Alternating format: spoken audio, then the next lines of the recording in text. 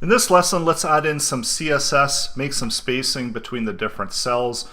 So what I want to do, I've got them all contained within form group, but I want to apply spacing differently for different columns. So I'm going to use the col-sm2 class and apply some styling to it.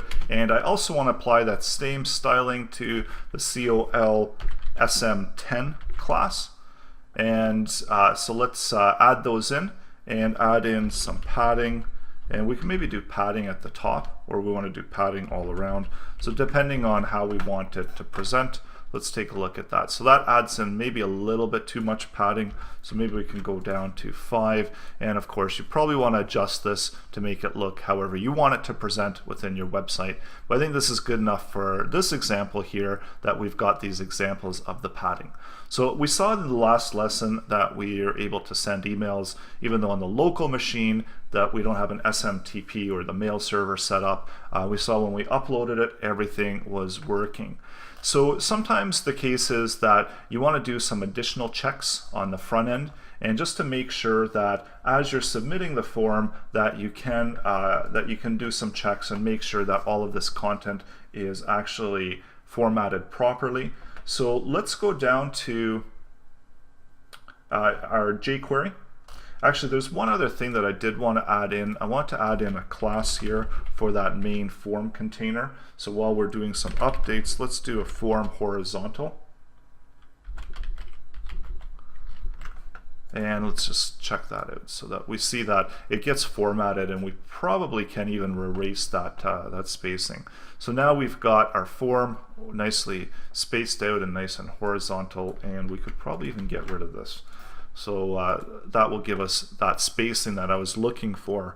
So of course with Bootstrap we've got these built-in values, and then just utilizing them within our form format is how we can add them into our web projects. So now let's go back into our source code and update our jQuery. So what we want to do initially is we want to listen for whenever the form gets submitted, and whenever the form element gets submitted, then we want to fire off, and we want to loop through all of these input values and make sure that they actually exist.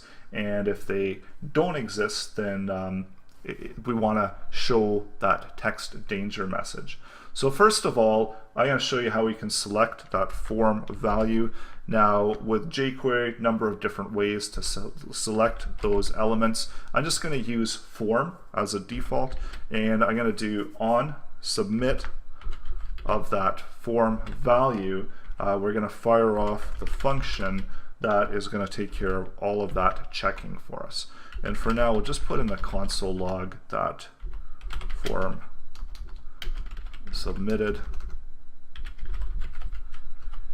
and we're also going to add in a prevent default on that. So actually that should be afterwards, and so just for now, so that the form actually doesn't get submitted, because if we submit the form, page is going to refresh and we're not going to see our console message.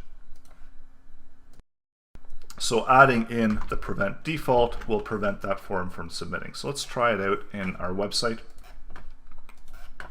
So we've got our local machine there.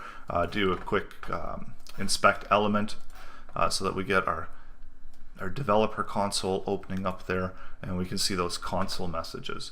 So first of all, so whenever we click it, we get form submitted. So now we know that the jQuery is taking care of that. It's firing all of that off, and it's preventing the default from happening. So it's not actually going over to the PHP now.